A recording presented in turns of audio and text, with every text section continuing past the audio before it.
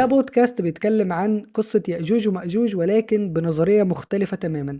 مدة البودكاست ده تقريبا ساعتين، وانا مش عندي وقت بصراحة اشوف الحلقة دي كلها، فبكل بساطة هناخد رابط الفيديو ده وهنروح على الأداة نختار يوتيوب ونحط الرابط بتاعنا واتفرج على السحر اللي هيحصل معانا. وزي ما انت شايف الحلقة اللي كانت مدتها ساعتين عمل لي ملخص صوت ليها في 7 دقايق بس. وتعالوا نسمع الملخص ده مع بعض وهسيبك تنبهر بجودة الصوت. اولا مستحيل حد يصدق ان دي ذكاء اصطناعي، والحاجة التانية اللي هتنبهر بيها بجانب جودة الصوت هي جودة المعلومات والتلخيص اللي عمله للحلقة بدون ما يعمل سكيب لأي حاجة مهمة. أهلا بيكم.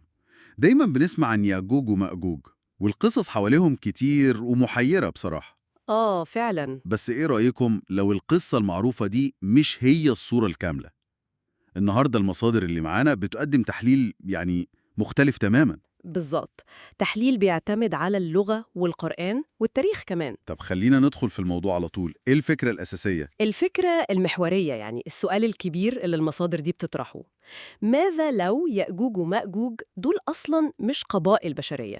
إزاي يعني مش بشر؟ التحليل اللغوي بيربط الكلمتين يأجوج ومأجوج بفعل أجة. الفعل ده ليه كذا معنى، زي إيه؟ زي الاشتعال الشديد، النار اللي بتأجج، أو ممكن يعني المية المالحة قوي اللي بتندفع بقوة، أو حتى السرعة الشديدة في الحركة. فاهم. طب وده يودينا لفين؟ ده بيفتح احتمالية، يعني مجرد احتمال، إن يأجوج، الصيغة بتدل على الشدة، ممكن تكون رمز للبراكين، النار المؤججة. ومأجوج؟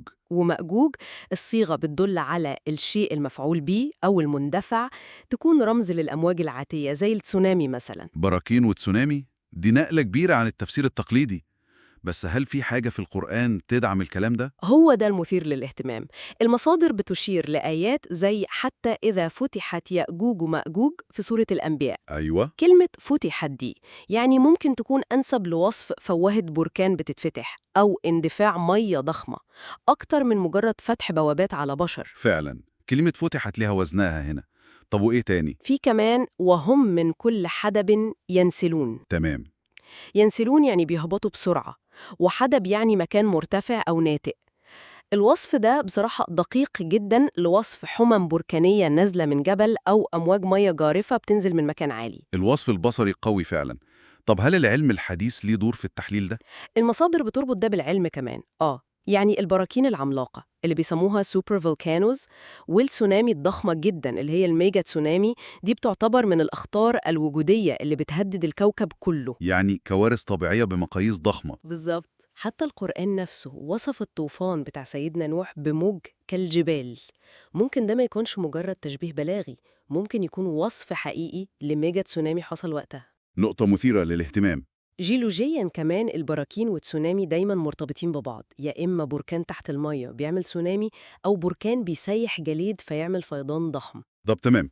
لو هنمشي مع الطرح ده ونفترض جدلا إن يأجوج ومأجوج دول رموز لقوة الطبيعة المدمرة دي، مين بقى ذو القرنين اللي بنى الردم أو الحاجز ده؟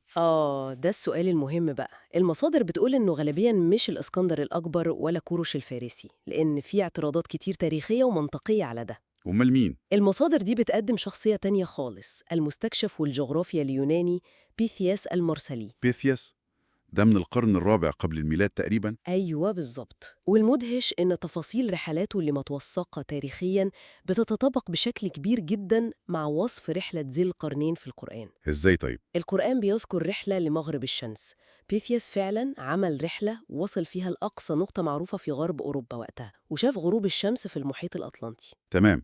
ورحلة المشرق؟ والرحلة التانية لمطلع الشمس، القرآن وصف الأرض دي بأن أهلها لم نجعل لهم من دونها سترا. ودي معناها إيه؟ بيثيس وصف رحلته لأرض سماها ثول، غالبا دي أيسلندا أو النرويج. وصف فيها ظاهرة شمس نص الليل، يعني الشمس بتفضل ظاهرة تقريبا طول اليوم في الصيف، مفيش ليل يسترها أو يحجبها. الوصف متطابق تقريبا. فعلا التطابق ده ملفت جدا.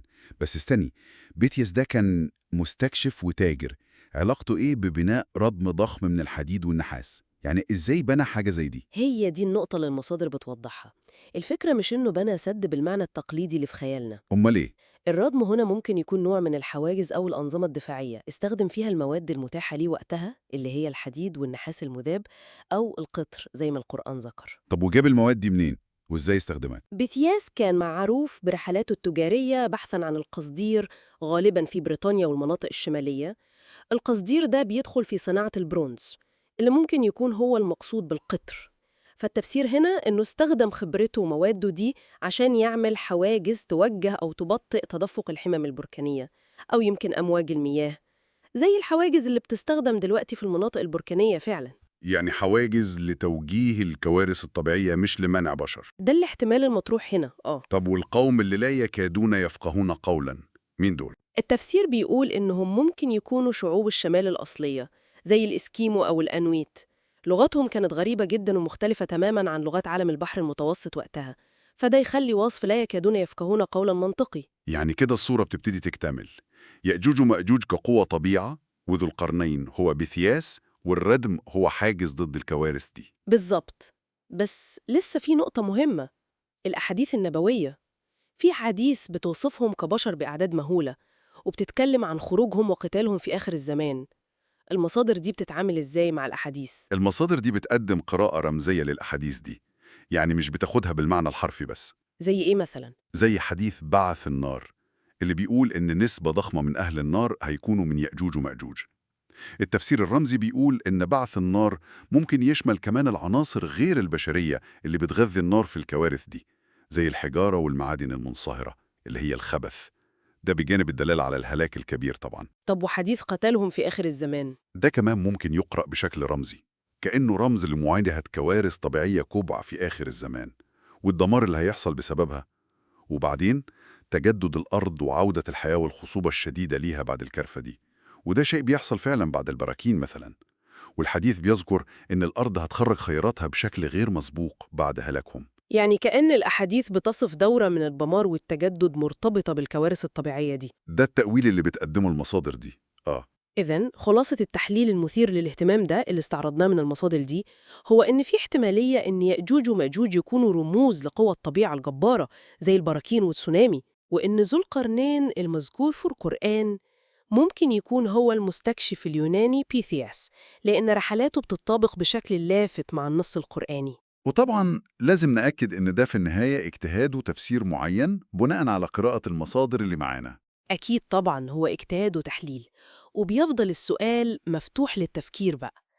لو حاولنا نشوف بعض الأحداث والنبوات القديمة دي كجزء من دورات الطبيعة وقوتها الهائلة مش بس كصراعات بشرية، يا ترى ده ممكن يغير فهمنا إزاي للنصوص دي والعلامات آخر الزمان بشكل عام؟ سؤال مهم فعلا ويستدعي التأمل. شكرا على العرض الوافي ده. الشكر لله.